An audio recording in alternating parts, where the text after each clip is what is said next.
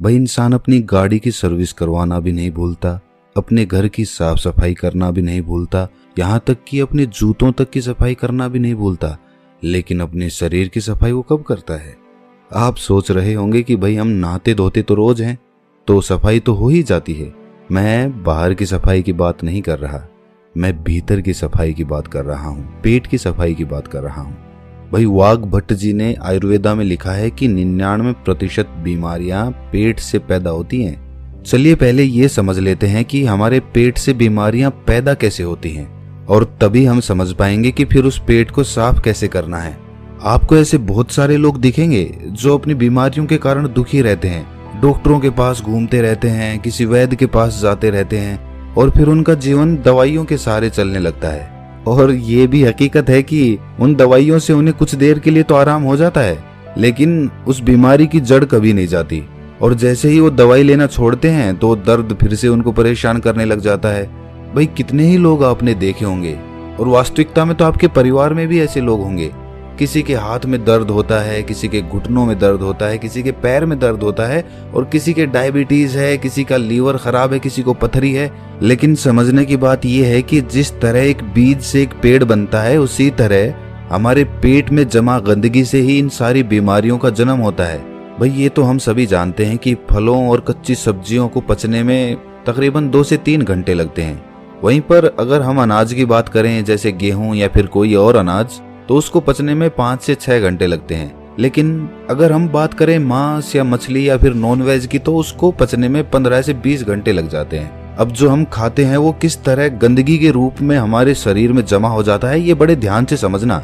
ये समझोगे तभी ये समझ पाओगे कि उस गंदगी को बाहर कैसे निकालना है।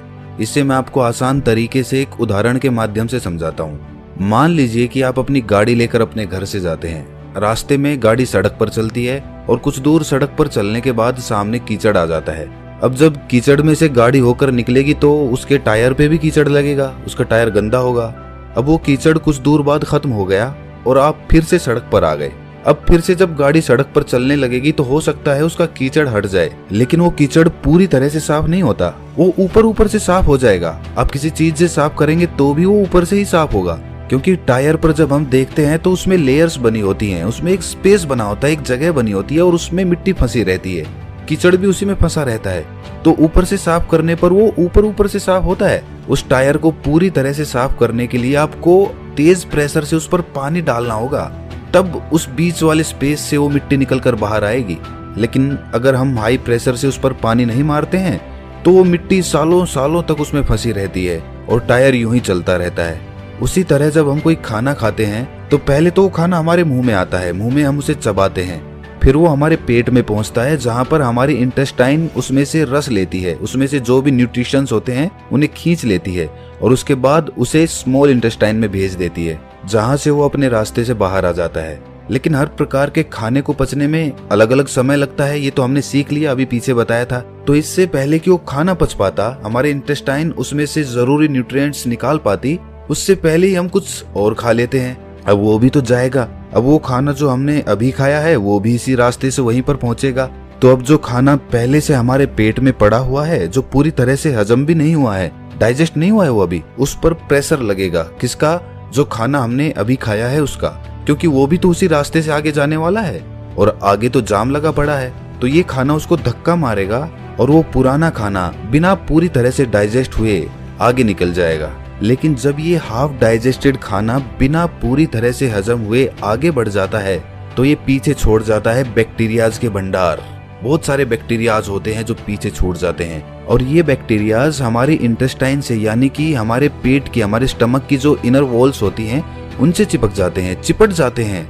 उसी तरह जैसे वो कीचड़ उस गाड़ी के पहिए पर लगा था, ठीक उसी प्रकार अब हमारी इंटेस्टाइन तो खाने से न्यूट्रिशंस खींचने के लिए बनी है।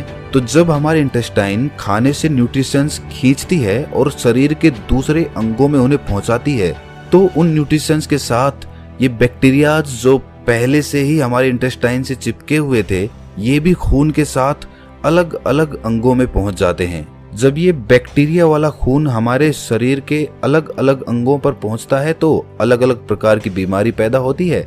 जैसे जब ये लीवर में पहुंचेगा तो वहां पर पथरी बनने के चांसेस रहेंगे, जब ये दिल के पास पहुंचेगा तो दिल का दौरा पड़ने के चांसेस रहेंगे, और जब ये मस्तिष्क में पहुंचेगा तो ये दिमाग की बीमारी पैदा कर देगा, और इसी प्रकार जहां भी ये पहुंचेगा, जोड़ों में पहुंचेगा तो जोड़ों का दर्द पैदा करेगा। तो इसीलिए समय समय पर हमें अपने पेट की सफाई करते रहना चाहिए ताकि हमारे इंटेस्टाइन में वो बैक्टीरिया जमा ना होने पाए। चलिए मैं आपसे पूछता हूँ कि घर की सफाई करने के लिए सबसे पहला स्टेप क्या होता है? भाई कॉमन सेंस की बात है कि अगर हमें अपने कमरे की सफाई करनी है तो हमें कमरे को खाली करना होगा। अगर फर्श साफ करनी है तो फर्नीचर को बाहर निकालना पड़ेगा। उसी तरह से हमें भी अपने पेट की सफाई करने के लिए ऐसे ही शुरुआत करनी चाहिए। अगर हम अपनी पूरी बॉडी को डिटॉक्स करना चाहते हैं तो सबसे पहले तो हमें अपने पेट को साफ करना होगा, जहां से सारी बॉडी में बैक्टीरियाज सप्लाई हो रहे हैं। तो इसका सबसे अच्छा, सबसे पहला और सबसे आसान तरीका है व्रत करना, फास्टिंग करना चालू करिए। फास्टिंग करने से हमारा पेट खाली होगा, और जब हमारा पेट खाली होगा तभी तो हम उसकी सफाई कर पाएंगे। अब देखिए, फास्टिंग करना कुछ लोगों को बहुत डिफिकल्ट लगता है, बहुत कठिन भी होता भी है। जो लोग फास्टिंग कर सकते हैं वो फास्टिंग करें, हफ्ते में किसी दिन कर लें या महीने में कर लें। और फास्टिंग करें तो पानी, जूस या फिर कोई फल इत्यादि ही खाएं, क्योंकि तभी तो वो फास्टिंग होगी। और जिन लोगों को ये कठिन लगता है कि भाई वो भूखे नहीं रह सकते, फलों से उनका पेट नहीं भरता है, तो ऐसे लोग हल्का खाना खा सकते हैं, जैसे खिचड़ी खा ली। जब आप इस तरह का कोई व्रत करते हैं तो जाहिर सी बात है आपका पेट तो खाली ही रहेगा, और जब आपकी बॉडी को विटामिन या फिर न्यूट्रिएंट्स चाहिए होंगे तो वो आपके इंटेस्टाइन के पास इंफॉर्मेशन भेजेंगे कि भाई आगे न्यूट्रिशंस की जरूरत है, सप्लाई चाहिए, हमें जल्दी से दो। और इंटेस्टाइन के पास तो कुछ है ही नहीं, वो देगा क्या? तो जो बैक्टीरियाज इंटेस्टाइन पे पहले से चिपके होते हैं, खून उन्हीं को लेकर उन अंगों के पास पहुंच जाता है, और इस तरीके से वो इंटेस्टाइन यानी कि हमारे पेट की वो इनर वॉल्स साफ हो जाती हैं, उन पर से बैक्टीरिया हट जाता है। लेकिन अब वो बैक्टीरियाज हमारे खून में मौजूद हैं, तो अपने खून में से वो बैक्टीरियाज निकालने के लिए आपको पसीने निकालने चाहिए। आप जितने पसीने निकालेंगे उतना ही आपका खून डिटॉक्स होता जाएगा।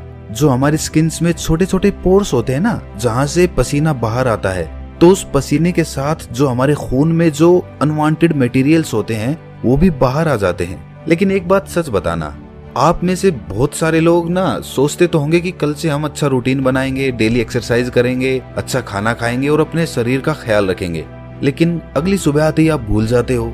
फिर से वही रूटीन, फिर से लेट उठना, फिर से ऑफिस में जाना, और फिर से आकर उसी तरह से रात में लेट सोना। देखिए, इसमें गलती इंसान की नहीं होती, इंसान का रूटीन ही ऐसा हो गया है। वो कभी रात की ड्यूटी करता है तो कभी दिन की ड्यूटी करता है, तो इस तरीके से उसका कोई रूटीन फिक्स हो ही नहीं पाता, और वो अंदर ही अंदर अपने मन में निराश होता चला जाता है। भाई किस तरह से एक्सरसाइज स्टार्ट करोगे? टाइम तो मिलता ही नहीं तुम्हें, कैसे अपना ख्याल रखोगे बताओ मुझे। तो दोस्त, इसके लिए विकल्प होते हैं। अगर तुम ध्यान से सोचोगे, दिमाग लगाओगे, तो तुम्हें ऐसे तरीके मिल जाएंगे।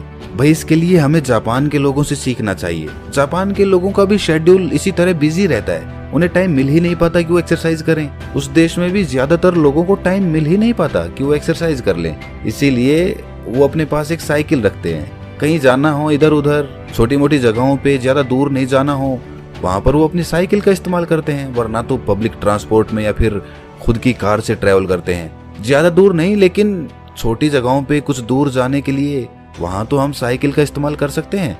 इससे हमारी थाइज में जो पेल्विक मसल्स होती है ना, उन पे बहुत अच्छा काम होता है। साथ में हमारा पसीना भी निकलता है, तो उससे हमारी बॉडी भी डिटॉक्स हो जाती है, और इसके साथ ही कोई पोल्यूशन भी नहीं होता, प्रदूषण से भी हम बचे रह जाते हैं। अगर साइकिलिंग करने में इंटरेस्टेड नहीं हो तो फिर डांस कर लो या फिर रनिंग कर लो, जिस तरीके से भी हो, बस अपने शरीर से पसीना निकालो ताकि आपके जो पोर्स है ना स्किन के, वो एकदम क्लियर हो जाए। होता है उनको जल्दी पकाने के लिए या फिर उन पर कोई रोग ना लग जाए, इसलिए उन पर दवाइयों का छिड़काव किया जाता है। और जब हम उन फल और सब्जियों को खाते हैं तो वो पेस्टिसाइड्स हमारे अंदर, हमारी बॉडी में एंटर कर जाते हैं। तो उन पेस्टिसाइड्स की वजह से हमारे अंदर बहुत सारे बैक्टीरियाज पैदा होते हैं, जिनसे बहुत सारी बीमारियां पैदा होती है। और सबसे बड़ी बीमारी जो उससे पैदा होती है वो होती है कॉन्स्टिपेशन की। कुछ लोगों को हमेशा कॉन्स्टिपेशन रहता है, वो जब भी सुबह बाथरूम में जाते हैं तो उनका पेट अच्छे से साफ ही नहीं होता। इसकी वजह से वो पूरे दिन परेशान रहते हैं, स्ट्रेस में रहते हैं, कुछ भी अच्छा नहीं लगता, कुछ खाने का मन नहीं करता, भूख नहीं लगती।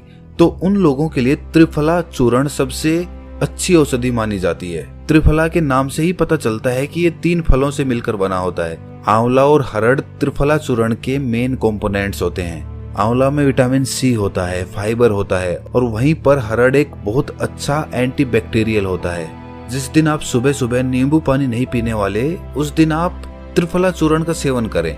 1 छोटी चम्मच अच्छे से गुनगुने पानी में मिलाकर पी जाओ। उसके बाद देखना क्या कमाल होता है, खाना अच्छे से डाइजेस्ट होगा। सुबह पेट इतने अच्छे से खाली होगा कि पूरा दिन हल्का हल्का महसूस करोगे। और इसे भी रोज लेने की जरूरत नहीं है भाई। 1 हफ्ता आपने नींबू का पानी ले लिया, फिर किसी दूसरे हफ्ते आपने त्रिफला चूर्ण का सेवन कर लिया। इस तरह अल्टरनेट तरीके से इनका इस्तेमाल करना है। कहीं पता चले कि आप नींबू पानी भी पी रहे हैं और साथ में त्रिफला चूर्ण का भी सेवन कर रहे हैं। ऐसा मत करना।